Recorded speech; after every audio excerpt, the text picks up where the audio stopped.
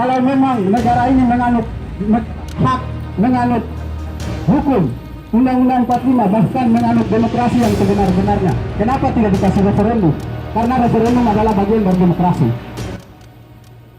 Kenapa sampai referendum itu harus diberikan? Karena referendum itu yang akan menentukan seberapa besar persen orang Papua mau ingin merdeka. Sistem referendum itu dia ibaratnya seperti pemilu. Ketika rakyat Papua ingin memberikan suara dan dia berhak menang atas suara itu, merdeka berarti mutlak. Dan itu sudah dijamin dalam demokrasi, tidak bertentangan, kawan-kawan. Kalau negara ini mengatakan bahwa itu hal bertentangan, hal makar dan sebagainya, berarti negara keliru. Negara keliru. Negara sendiri yang menetapkan undang-undang, negara sendiri yang menetapkan hak-hak dasar orang rakyatnya, tapi negara sendiri yang memperkosa semuanya itu karena kepentingan kapitalis atau kepentingan ekonomi. Ekonomi elit-elit, ekonomi oligarki yang ada dalam sistem negara ini, kawan. Jadi rakyat Jember harus tahu bahwa orang Papua menuntut hak penentuan nasib sendiri bukan untuk melawan rakyatnya, tidak.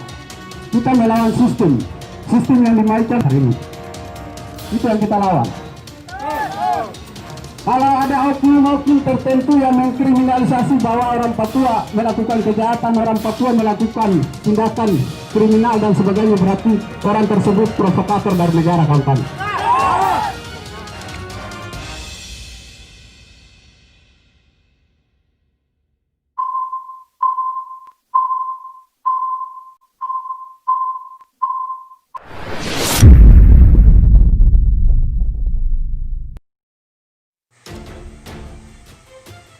Demo besar-besaran ini 8 tuntutan rakyat Papua, Otsus almarhum 2021.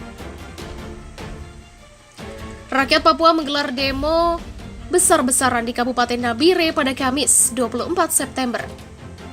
Sambil meneriakan yel-yel Papua Merdeka, ribuan rakyat Papua di Nabire turun jalan menolak perpanjangan otonomi khusus atau Otsus Jilid 2. Mereka long march ke arah kantor Bupati Nabire. Masa menyemut memenuhi jalan, sebagian dari mereka membawa poster. Salah satunya bertuliskan Otsus almarhum 2021.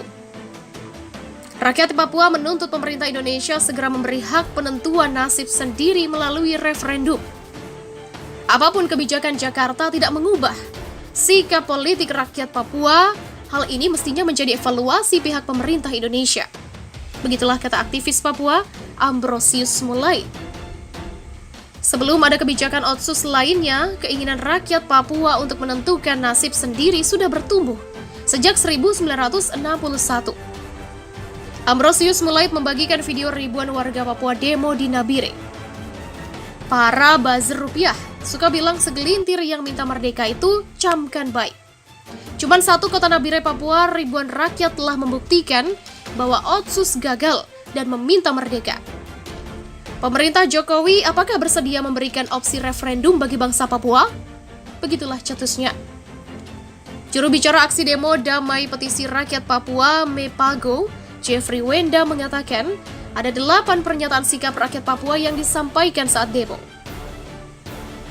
Bila petisi ini tidak ditanggapi, maka kami akan melakukan mogok sipil nasional secara damai di seluruh West Papua. Begitulah tegas juru bicara aksi demo damai petisi rakyat Papua atau PRP MEPAGO, Jeffrey Wenda. Berikut ini 8 tuntutan rakyat Papua yang disampaikan saat demo besar-besaran kemarin. Pertama, menolak dengan tegas perpanjangan pemberlakuan otonomi khusus Jilid 2 dalam bentuk apapun di teritori West Papua atau Papua Barat.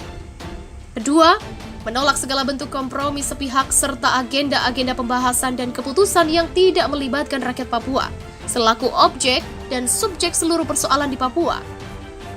Ketiga, segera kembalikan kepada rakyat Papua untuk memilih dan menentukan nasibnya sendiri. Keempat, mendukung suara 1,8 juta rakyat Papua yang telah menandatangani petisi rakyat Papua pada tahun 2017 yang meminta supervisi internasional dalam penentuan nasib sendiri melalui referendum. Kelima, mengutuk dan membubarkan Rapat Dengar Pendapat atau RDP yang dibentuk oleh Gubernur dan Majelis Rakyat Papua atau MRP untuk meloloskan Otsus Plus. Keenam, tarik militer dan hentikan penyisiran di Kabupaten Intan Jaya, Nduga, Yahukimo, Oksibil, dan Timika, serta seluruh tanah Papua. Ketujuh, mengutuk dengan tegas penembakan terhadap Pendeta Yeremia Zanambani pada 19 September 2020 di Kabupaten Intan Jaya dan Pendeta Gemin Niriki pada 19 Desember 2018 di Kabupaten Duga. Kedelapan, menolak pilkada di Nabire dan menghimbau kepada seluruh rakyat untuk golput. Ketua Sinode Gereja Kemah Injil Indonesia atau GKII, Daniel Ronda, merasa kecewa dengan sikap Presiden Jokowi yang hingga saat ini seakan tidak peduli atas tewasnya Pendeta Yeremia Zanambani di Kabupaten Intan Jaya, Papua pada Sabtu 19 September lalu. Daniel Ronda mengatakan pihaknya hingga saat ini belum menerima respon sama sekali dari pemerintah terkait surat Persatuan Gereja-Gereja Indonesia untuk mengusut tuntas kematian Pendeta Yeremia. Kami, pengurus Pusat Gereja Kemah Injil Indonesia, menyayangkan pihak pemerintah yang sampai hari ini belum memberikan komentar apapun atas peristiwa ini, baik dari Pak Jokowi ataupun itu saja. Begitulah kata Daniel Ronda dalam konferensi pers virtual. PGI hingga saat ini masih meyakini berdasarkan keterangan penduduk lokal, Pendeta Yeremia diduga ditembak TNI bukan oleh pasukan TPNP POPM. Ketua Badan Pekerja Sinode Gereja Kristen Injili di Tanah Papua, Andri Kusmofu, juga menyinggung pidato Jokowi dalam sidang Majelis Umum PBB yang bisa mengangkat isu Palestina, sementara di Papua masih terjadi konflik yang terkait dengan masalah yang juga dihadapi oleh saudara kita di Palestina. Ini luar biasa sekali pidato Presiden. Tapi ini memberi pertanyaan kepada Presiden kita sejauh mana selaku kepala negara dalam tanggung jawab untuk menyelesaikan permasalahan yang sedang dihadapi oleh masyarakat di Tanah Papua. Demikian ucap Andri Kusmofu. Gereja berharap konflik di Papua cepat selesai dengan membuka ruang dialog saling mendengarkan antara pemerintah dan warga, agar tidak ada lagi korban dari TNI Polri maupun orang Papua itu sendiri.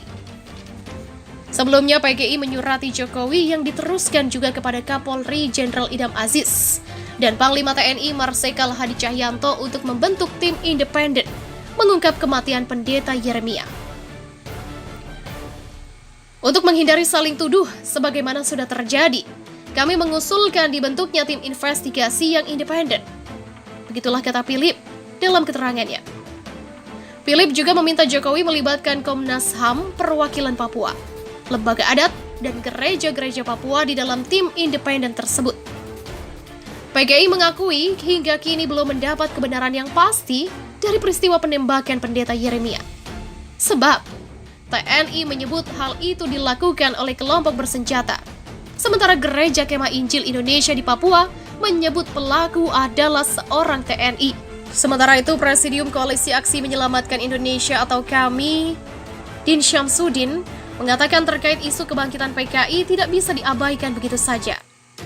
Saat ini banyak rakyat Indonesia yang merasa prihatin, sekaligus trauma dengan adanya gejala dan gelagat kebangkitan neokomunisme dan PKI gaya baru. Hal demikian tidak lagi merupakan mitos atau fiksi, tapi sudah menjadi bukti. Anak cucu kaum komunis ternyata sudah menyelusup ke dalam lingkaran-lingkaran legislatif. Anak cucu kaum komunis ternyata sudah menyelusup ke dalam lingkaran-lingkaran legislatif maupun eksekutif. Begitulah ujar Din dalam keterangannya.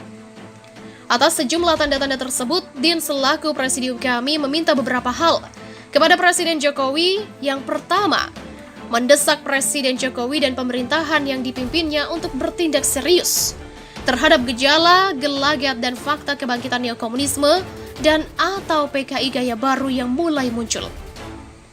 Kedua, mendesak Presiden Jokowi dengan kewenangannya sebagai Presiden meminta DPR untuk tidak melanjutkan pembahasan tentang RUU Haluan Ideologi Pancasila dan RUU Badan Pembinaan Ideologi Pancasila. Bahkan, diharapkan Presiden meminta DPR untuk menarik RUU HIP dari prolegnas dan tidak memproses RUU tentang BPIP. Ketiga, Presiden Jokowi sesuai kewenangan yang dimilikinya menyerukan lembaga-lembaga pemerintah dan lembaga-lembaga penyiaran publik, khususnya TVRI, untuk menayangkan film pengkhianatan G30 SPKI dan atau film serupa agar rakyat Indonesia memahami noda hitam dalam sejarah kebangsaan Indonesia. Kami juga meminta mengenai pemberontakan PKI kembali dimasukkan dalam pelajaran sejarah. Begitu pula agar pelajaran sejarah yang menjelaskan noda hitam tersebut diajarkan kepada segenap peserta didik. Tidak dikurangi apalagi dihilangkan. Ingat, pesan Bung Karno, jas merah. Jangan sekali-sekali melupakan sejarah. Demikian ujar Din Syamsuddin.